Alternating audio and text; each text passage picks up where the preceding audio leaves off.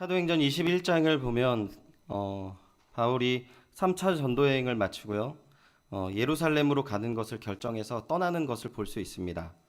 많은 동역자들이 예루살렘에 올라가는 것을 만류했는데, 왜냐하면 바울이 1차부터 3차까지 전도하는 모든 전도 여행의 내용을 보면 이방인에게 전했던 복음의 내용들이 이렇습니다. 너희들 예수 그리스도만 있으면 구원을 받는다. 예수 그리스도를 믿어라. 이렇게 얘기를 하는 거죠.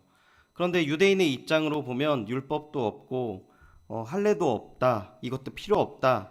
그렇기 때문에 마치 그 유대인들이 그동안 어려운 시간 400년을 넘는 시간을 견뎌왔던 내용들에 대해서 이렇게 무시를 하는 것 같고, 그 모든 교회의 아주 중요한 내용들을 바울이 폐하려 하고 있다라고 생각했기 때문에 당시 그 예루살렘에 올라가는 것은 바울로서는 죽음을 각오해야 되는 상황이었습니다. 바울이 그런데 그런 모든 것들을 다 내려놓고 예루살렘 교회에 올라가서 보고를 하고, 우려대로 유대인들의 폭동이 일어나서 로마의 그 군병들에 대해서 보호를 받는, 또 그리고 보호를 받는 내용을 가지고 또 이제 사실상은 그 구류를 당하는 사건이 발생되고, 그 기간이 꽤 길어지게 됩니다. 그리고 한 2년 정도 흘렀을 때에, 그 2년 정도가 조금 더 지났을 때에 에베소 성도들에게 바울이 이 편지를 씁니다. 왜냐하면 에베소 성도들이 바울이 한 2년 정도 넘게 이렇게 계속 감옥에 갇혀 있는 상황을 보고 걱정을 했거든요. 그리고 생각해 보십시오. 지도자가 감옥에 갔으면 여러 가지 도전들이 올 수 있습니다. 지도자가 뭔가 부족한 것이 있고 잘못된 것이 있기 때문에 유대주의자들이 또 그 교회를 흔들 수도 있고, 여러 가지 문제들이 계속 도전이 되는 것이죠. 근데 그런 상황 속에서 바울이 자신이 이렇게 감옥에 갇힌 부분에 대해서 왜 갇혔는지 이 오늘 본문을 통하여서 이야기를 하고 있습니다. 특별히 1절과 13절에서 명확하게 이제 그들에게 내가 갇힌 부분에 대해서 너희들이 이렇게 생각해라라고 이야기를 하는데요. 1절을 보면 이렇습니다. 이러므로 그리스도 예수의 일로 너희 이방인들을 위하여 갇힌 자 된 나 바울이 말하거니와, 이렇게 이야기합니다. 바울이 갇혔는데 왜 갇혔냐라고 얘기하는데, 그리스도의 예수의 일로, 그리고 너희 이방인을 위해서 내가 지금 감옥에 있다라고 이야기를 합니다. 다시 한번 조금 이 의미를 정리를 하면요, 이방을 위하여 나 바울이 지금 감옥에 가 있는데 이것은 그리스도 예수의 뜻이다, 이렇게 표현을 하는 거죠. 그래서 다시 한번 13절을 한 절 더 보면, 그러므로 너희에게 구하노니 너희를 위한 나의 여러 환난에 대해서는 낙심하지 말아라 라고 이야기합니다. 이것은 너희의 영광이니라, 이렇게 이야기를 하면서 이제 요 내용을 정리를 하거든요.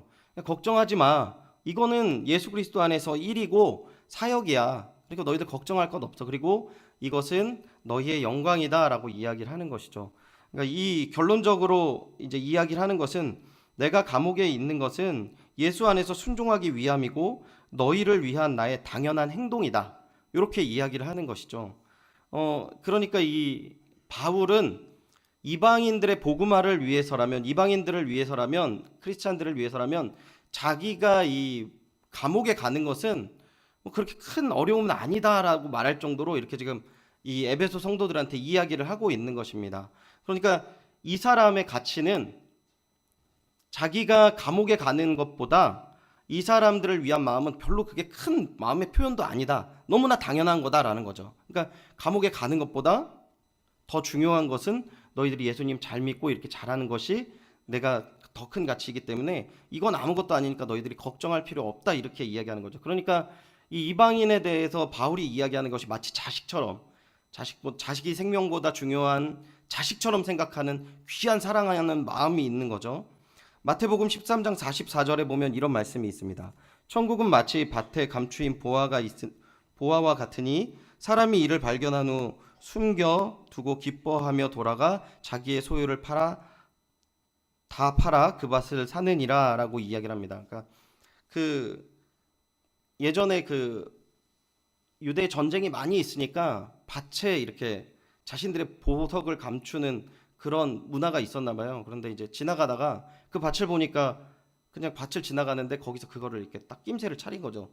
그래서 요 밭에 있는 그 보화의 가치가 자기 재산보다 훨씬 월등하니까 그 밭을 살려고 이제 하는 거죠. 자기 모든 재산을 다 팔아서. 지금 제가 말씀드리는 건 뭐냐면, 사람들은 가치 있는 일에 자기의 모든 것들을 다 부은다는 것입니다. 그렇지 않습니까? 제가 얼마 전에 신문을 보니까요. 요즘 젊은 친구들이 대학에 가지 않고 차라리 택배 회사에 가서 3년 정도 일한대요. 택배 회사에서 열심히 일하면 한 손가락, 5손가락 안에 들면은 한 달에 한 500만 원씩 번다고 그러더라고요.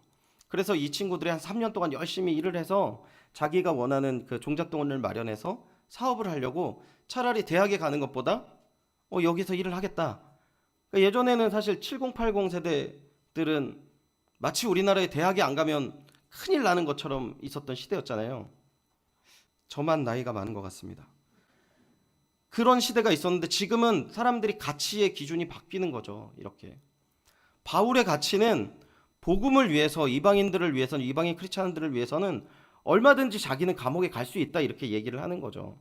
왜 어떻게 이렇게 마음을 갖냐는 것입니다. 제가 몇 년 전에, 한 4, 5년 전에 같이 사역했던 교회 목사님이 한번 설교를 하시는데 이런 말씀하시더라고요. 그때 이제 동성애에 관한 그 법률 때문에 막 혼자 팼습니다. 근데 이제 어떤 법안이 통과되면 이런 거죠. 동성애에 관해서 동성애는 잘못된 것입니다, 이렇게 얘기하면 잡혀갈 수 있는 거예요. 이제 과하게 되면 누가 이제 소송을 걸면 잡혀갈 수도 있고 이렇게 할 수 있는 거죠. 근데 이 목사님께서 이렇게 말씀하시더라고요.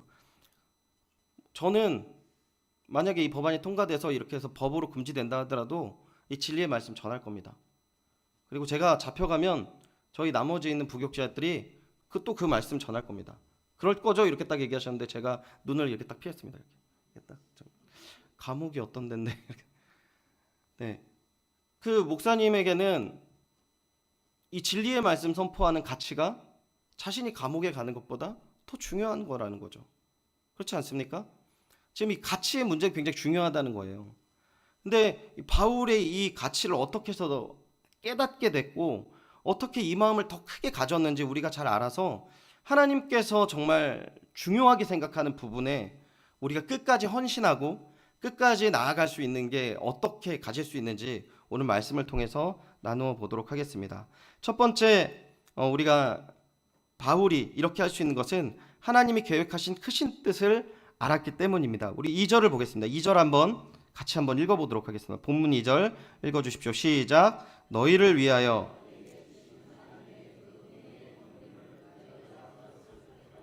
아멘. 이제 뭐를 들었다고 이야기합니까? 하나님의 그 은혜의 경륜을 너희가 들었을 터라이라, 이렇게 얘기하고 있습니다. 경륜의 의미를 간단하게 이야기하냐면 하나님의 의로운 계획, 그러니까 그 목적이 뭔지 이렇게 이야기를 하는 거죠. 그러니까 그 경륜 가운데에서는 이 바울을 그 핍박자에서 하나님 부르시는 모든 그 과정들을 다 포함하고 있는 것입니다. 그러니까 이 경륜의 내용이 3절부터 4절까지 이야기하고 있거든요. 곧 계시로 내게 비밀을 알게 하신 것은 내가 먼저 간단히 기록함과 같으니, 그러니까 2장 후반부의 내용과 이제 겹친다라고 이렇게 표현을 하고 있습니다. 4절, 그것을 읽으면 내가 그리스도의 비밀을 깨달은 것을 너희가 알 수 있느니라. 그래서 너희들 이 비밀은 그리스도 예수와 관계된 비밀이다, 이렇게 이야기를 하고 있어요. 5절, 이제 그의 거룩한 사도들과 선지자들에게 성령으로 나타내신 것 같이 다른 세대에는 사람들의 아들들에게는 날리지 아니하셨느니, 이렇게 이야기하고 있습니다. 그러니까 이 비밀은 이전의 구약 시대와 내가 깨닫기 전에는, 예수 그리스도 오기 전까지는 알려지지 않은 내용이다라는 거예요. 그래서 이것도 지금 오늘 성령께서 우리가 깨닫게 해주셨다라는 거죠. 그럼 그 내용이 뭡니까? 6절 우리 같이 한번 읽어보겠습니다. 시작. 이는 이방인들이 복음으로 말미암아 그리스도 예수 안에서 함께 상속자가 되고 함께 지체가 되고 함께 약속에 참여하는 자가 됨이라. 아멘. 보십시오. 지금 그 비밀의 중심이 뭐 있습니까? 그리스도 예수 안에서 이방인들이 함께 상속자 되고 함께 지체가 되고 함께 약속에 참여하는 자가 되는 것이 하나님의 경륜의 궁극적인 목표라는 것이에요. 이것을 깨달으니까 내가 이방인 사역을 할 수밖에 없어. 이 감옥에 갇혀도 이 증거를 위해서 나는 모든 것들을 다 줄 수밖에 없어 라고 이야기를 하는 것입니다. 그러니까 바울이 힘을 다해서 예전에 예수님을 믿는 자들을 핍박했는데 다메섹에서 예수님을 만나요. 그래서 그가 깨달은 것은 무엇입니까? 예수님께서 부활하셨구나. 그리고 이 사람이 정말 유일한 구원자구나 라는 걸 알았던 거죠. 두 번째는 이 사람이 여기서 깨달은 건 뭐냐면 내가 이방인에게 복음을 전해야 되겠다라는 것을 깨닫게 됐어요. 근데 생각해 보시면요, 만약에 이 바울이 유대인을 복음을 전했다면 잡혀가지 않았을 거라는 거예요. 유대인들에 대해서만 사역을 했다면 하지 않았을 거라는 거죠. 근데 이 사람이 깊이 있게 깨달아서 특별히 이방인을 전파할 수밖에 없는 내용이 뭐냐는 것입니다. 그러니까 자신이 복음을 깨닫고 나와 보니까 그 이방인들이 기뻐하고 반대로 유대인들은 분노했는데, 왜 분노하냐면 율법도 할례도 성전도 필요 없고 유대인이 나은 게 없다는 사실에 이 유대인이 분노하는 모습을 본 거예요. 그리고 자기가 태어났을 때부터 이방인을 바라봤던 그 이방인의 모습이 어떻습니까? 아주 인간만도 못하는 것이죠. 제가 단위에 몇 번 얘기했는데 그 랍비, 아주 유명한 랍비가 제자가 하나님께서 이방인은 왜 만들었을까요, 선생님? 물어보니까 뭐라고 얘기합니까? 불쏘시개로 만들려고. 그래서 만들었어, 걔네들. 근데 그럴 수밖에 없어요. 왜냐하면 사사시대부터 여러분 잘 아시지만 이 이방인을 통해서 이 사람들이 자꾸 올무가 되고 가시가 돼서 믿음의 길 가는데 자꾸 방해가 되잖아요. 그리고 나중에도 이 사람들이 포로기에서 왔을 때 이방인들에 대한 고통과 고초가 너무나도 컸습니다. 말라기 이후로 400년 동안 하나님께서 침묵하실 때 이 유대인들이 깨달았던 게 뭐냐면, 우리가 이제는 율법을 지키지 않아서 우리 조상이 이 모양 요 꼴로 되었기 때문에 이제 우리가 율법을 지켜야 되겠다라는 것을 깨달았어요. 그러면 율법을 지키기 위해서는 뭐를 경계해야 돼요? 우상숭배를 경계해야 되는 거죠. 이방인들에 대해서 폄하할 수밖에 없는 문화예요. 그게 400년 넘은 거예요. 400년이 뭡니까? 1000년이 넘는 역사인 거죠, 이게. 이러한 부분들에 있었을 때 하나님을 만났을 때 이 바울이 깨달은 것입니다. 이게 아니구나.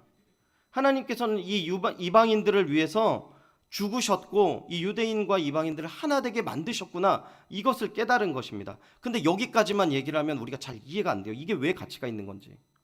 왜 이게 가치가 있냐면요, 창세기 3장을 보면은 이 인간의 타락의 내용을 볼 수 있는데, 창세기 2장 17절에 하나님께서 명령을 내리십니다. 선악을 알게 하는 나무의 열매는 먹지 말아라.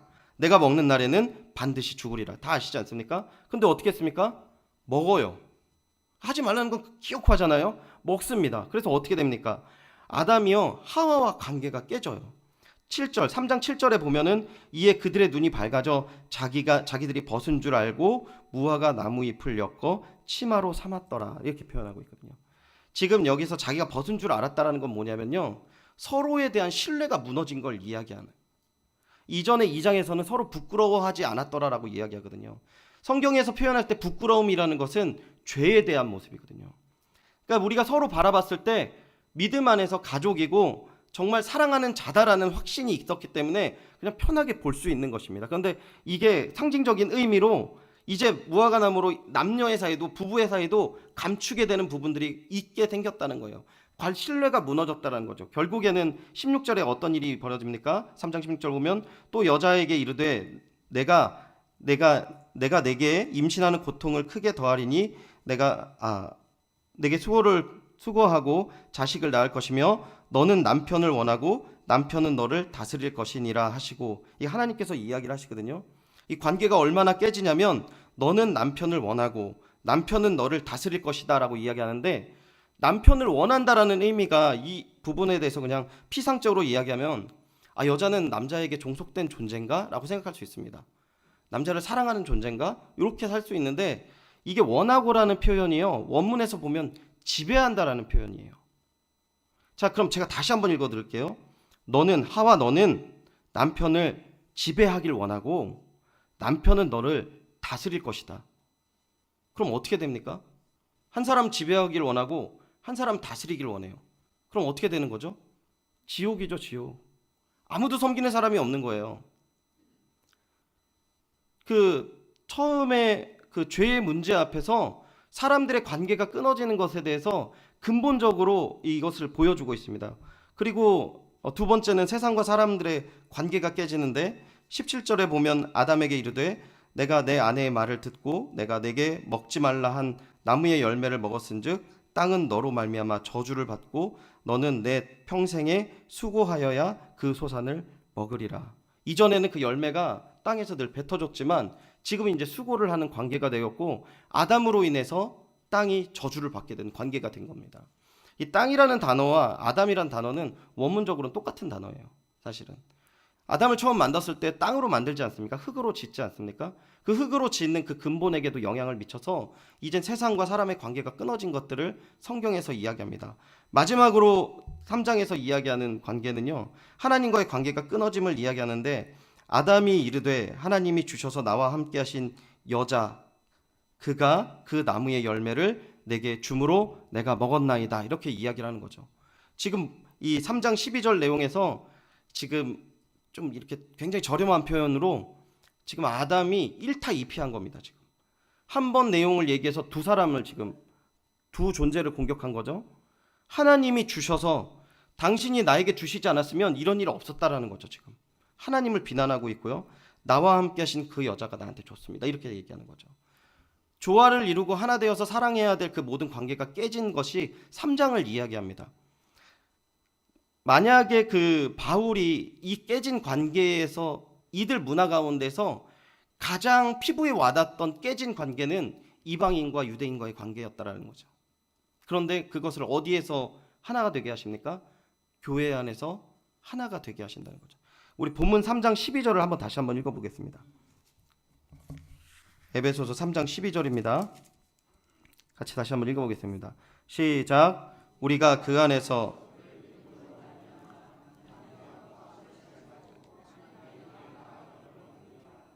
아멘. 우리가 예수님 안에서 하나님을 믿음으로 말미암아 뭐랍니까? 함께 이제 주님 앞에 나아갈 수 있게 되었다라는 거죠. 이방인과 유대인이 함께 나아갈 수 있게 되었다라고 이게 얘기하는 겁니다. 지금 교회 안에서에 있는 그 풍성함, 주님 안에서 있는 이 비밀들을 바울이 깨닫고 나는 여기에 헌신할 수밖에 없어 라고 이야기를 하는 것이죠. 우리가 하나님 안에서 왜 헌신을 하고 왜 나아가야 됩니까? 교회에 정이 있기 때문에 그렇습니까? 교회 너무 오래 다녀서 이게 너무 소중해서 그렇습니까? 아니죠. 정말 중요한 것은 하나님 안에서 이제 회복에, 분명히 이 태초에 무너졌던 모든 관계가 예수 그리스도 안에서 회복되는 그 은혜가 있기 때문에 하나님 안에서 우리가 이 부분에 대해서 헌신하면서 나아갈 수 있는 것입니다. 그래서 바울이 이 일이 중요하다는 사실을 알고 자기는 이방인의 사도로 헌신하게 된 것입니다. 그 이방인의 회복, 그리고 그 하나됨이 너무나도 크다는 사실을 알게 되었던 거죠. 두 번째는 이 바울이 끝까지 헌신할 수 있었던 것, 가치가 있기 때문에, 그리고 가치 있다는 이유로 하나님 일에 동역할 수 있는 것입니다. 7절 우리 다시 한번 보겠습니다. 7절입니다. 7절 우리가 같이 한번 읽어보겠습니다. 시작. 이 복음을 위하여 그의 능력이 역사하시는 대로 내가 주신 하나님의 은혜의 선물을 따라 내가 일꾼이 되었노라. 아멘. 7절에서 이제 바울이 내가 왜 이 일을 가치 있게 여기는가라고 얘기하는 게 하나님과 동역하는 자리이기 때문에라는 것이죠. 7절에 뭐라고 얘기합니까? 복음을 위해서 그의 능력이 역사하는 대로 내게 주신 하나님의 은혜의 선물을 따라 내가 일꾼이 되었다라고 얘기하는 거죠. 자기가 지금 이 사도의 직분을 감당하는 것은 하나님의 은혜다라는 것입니다. 그리고 8절을 보면 모든 성도 중에 지극히 작은 자보다 더 작은 나에게, 이 표현이 얼마나 웃기냐면요, 모든 성도 중에 지극히 작은 자, 최상급입니다. 더 없어요. 이게 최상급이에요. 제일 작은 사람, 그 지칭하는 거예요. 모든 성도 중에 제일 작은 사람. 근데 여기서 뭐라고 합니까? 그 사람보다 나는 더 작다 라고 표현을 하는 거죠. 그런데 이 은혜를 주신 하나님께서 뭐랍니까? 자신을 세우셨다라고 얘기를 하는 것입니다. 그러니까 자신이 이 일을 함으로 말미암아, 이방인을 섬기는 일을 함으로 말미암아 내가 어떻게 한다고요? 하나님의 힘을 받고 하나님과 동역하는 그 자리에 섰다라는 것이죠. 그러니까 우리가 주의 일을 한다라는 것이 어떤 것이냐면 하나님이 주시는 힘과 능력으로 그 일을 감당하는 것이라는 것을 지금 바울이 이야기를 하고 있는 것입니다. 그리고 7절에 분명히 이 마지막에 이 사람이 썼던 표현이 있는데 내가 일꾼이 되었다라고 얘기를 하거든요. 이 일꾼이라는 표현이 뭐냐면 디아코노스라고 해서 이 식탁에서 식탁 보조를 이야기하는 겁니다. 식탁에서 밥 시중을 드는 사람들을 이야기하는 거죠. 사도라면 당시 그 교회에서는 가장 높은 자리였습니다. 그리고 그 사도의 직분은 지금 없어요. 그 사도들 외에는 지금 사도라고 불려진 사람도 없어요. 기독교 교회 사상 이 사람들이 유일한 거예요.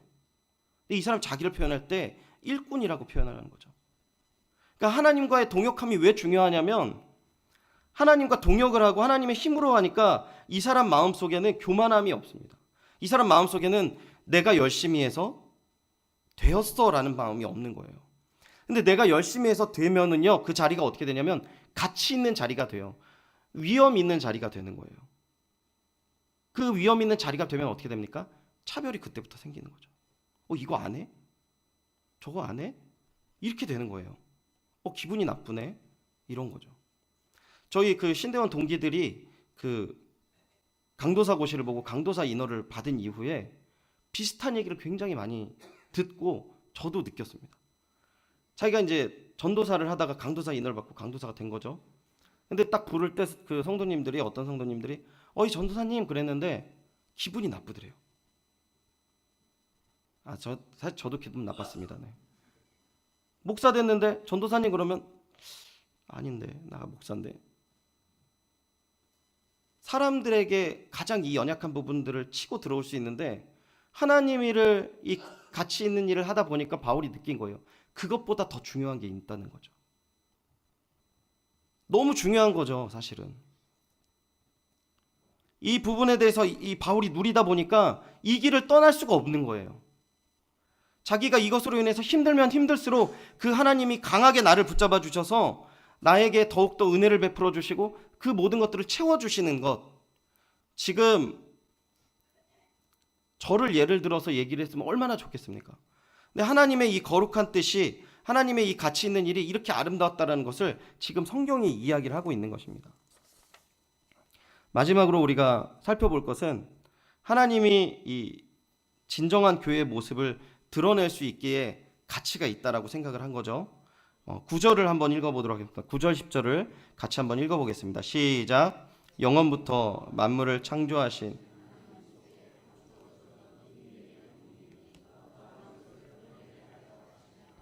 이제 교회로 말미암아 하늘에 있는 통치자들과 권세들에게 하나님의 각종 지혜를 알게 하려 하심이니. 아멘.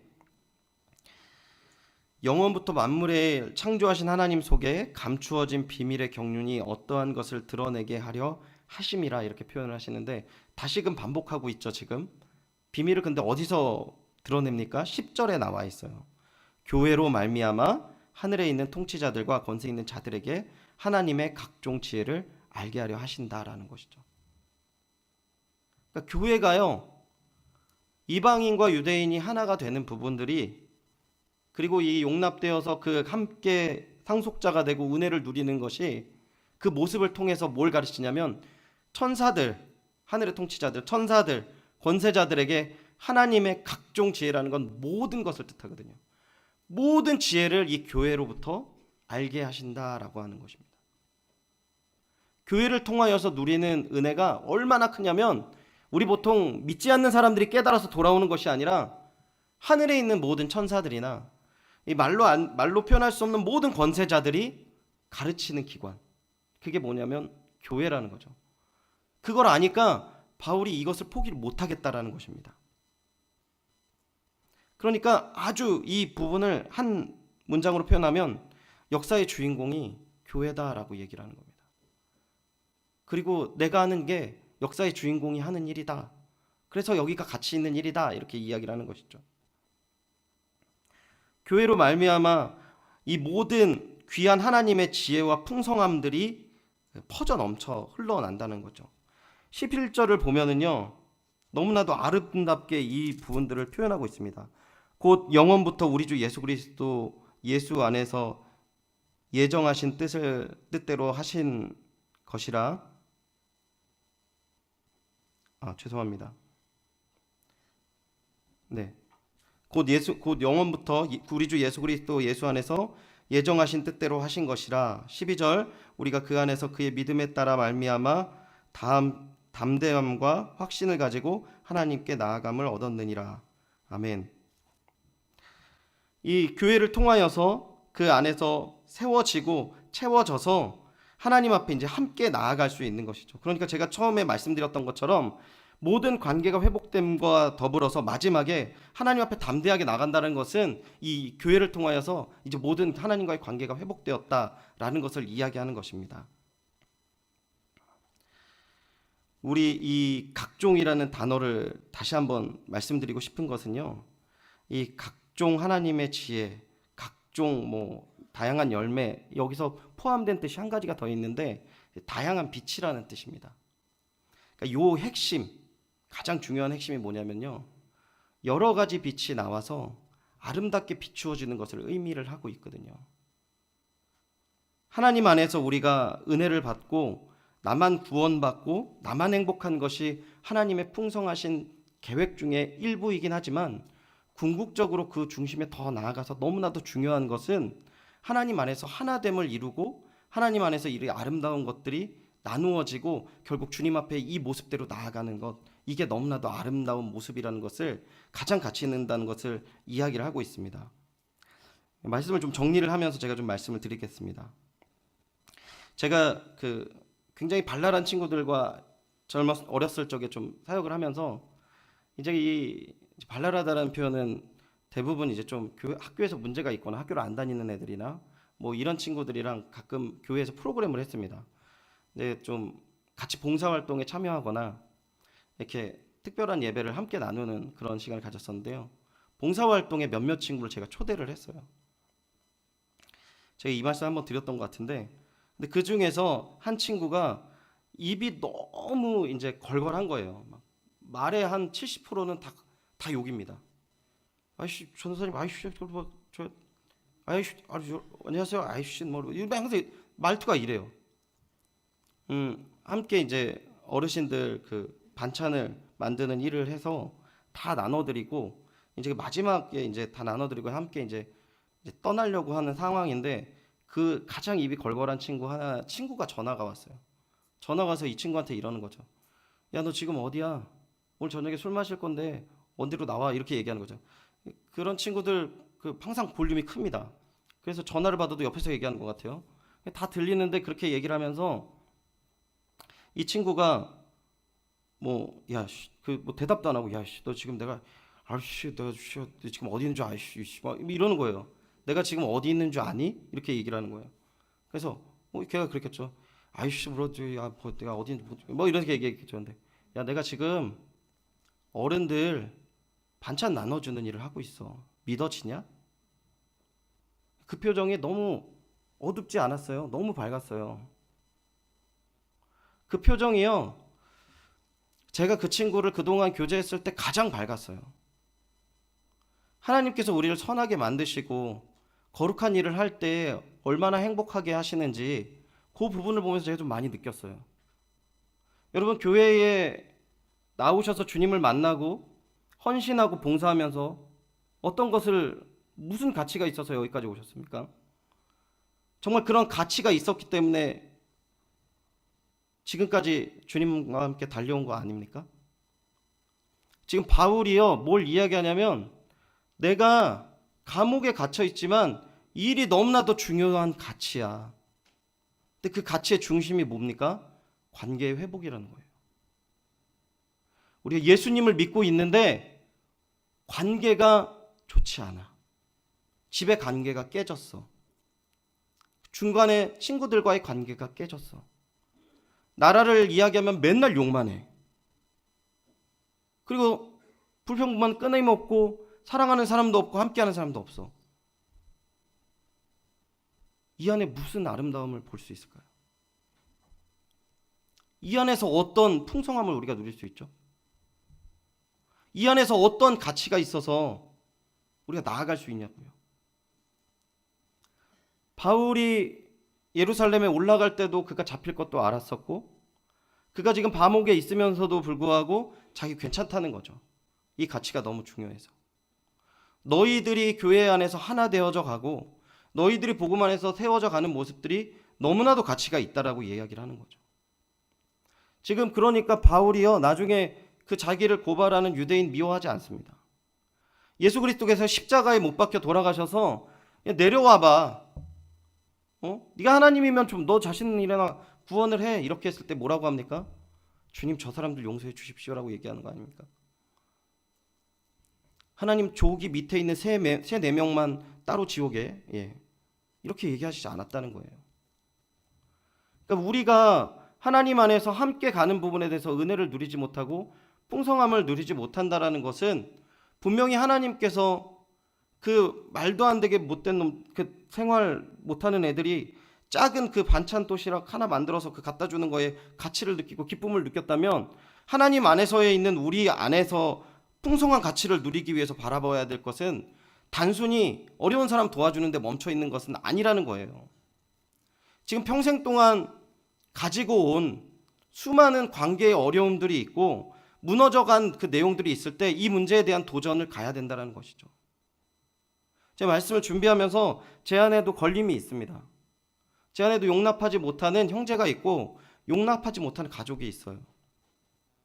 중요한 것은 하나님께서 하나님 나라에서 바라는 게 무엇이라는 것은 우리가 답을 너무나도 잘 알고 있다는 것이죠. 근데 우리가 왜 감동을 받지 못합니까? 움직이지 않기 때문에 그렇다는 겁니다. 가치 있는 일을 알지만 움직이지 않습니다. 이 기이한 현상이 지금 우리 안에 있을 때 하나님 은혜를 누리지 못하는 겁니다. 우리 안에 하나님의 거룩한 일들을 품고 나아가야 되는 것입니다. 그것이 무엇입니까? 하나 되는 것이죠. 관계가 회복되는 것입니다. 연희교회에 지금 사역하고 있다라고 얘기를 하면은요, 그 사람들이 굉장히, 제 동기들이 너무 좋은 교회에 있네라고 얘기를 많이 이야기를 합니다. 그리고 저도 그렇게 생각을 하고 있고요. 그 이야기를 나누면서 왜 아시는 분들은 이렇게 이야기하시더라고요. 너무 거기 분위기가 좋잖아. 성도님들 안에서 너무 분위기가 좋고 사랑도 너무 많잖아. 훌륭하신 성도님들이 너무 많습니다. 이렇게 대화를 나눈 것이죠. 분명히 우리 연희교회 안에 하나님께서 그 사랑을 부어주셨다면 우리는 더 풍성한 하나님의 가치 있는 일들을 바라보고 걸어갈 때 더 은혜를 누릴 것이고 하나님께서 우리 연희교회에 더 큰 축복과 사랑을 허락하실 줄 믿습니다. 특별히 끊겨진 관계들을 회복되었을 때 가족들을 돌보는 귀한 은혜가 있기를 축원드립니다. 가족 안에서의 있는 무너진 부분들에 대해서 간과하는 것은 하나님 절대 기뻐할 수가 없습니다. 그리스도의 사랑이 원수되었던 우리를 구원하신 은혜가 우리 입으로 아멘 믿고 내가 구원받았습니다 라고 한다면 우리가 용납 못할 사람이 없다라는 것이죠. 우리는 할 수 없습니다. 그렇기 때문에 하나님이 동역을 하시는 것이고 동역하는 가운데 은혜를 누리는 것이고 더 풍성한 가치를 누려서 주님 앞에 나아갈 수 있는 것이죠. 이 말씀을 의지하고 우리 주변을 돌아보시고 그리고 다시 한번 회복되는 귀한 축복의 은혜와 사랑이 흘러넘치기를 소원합니다.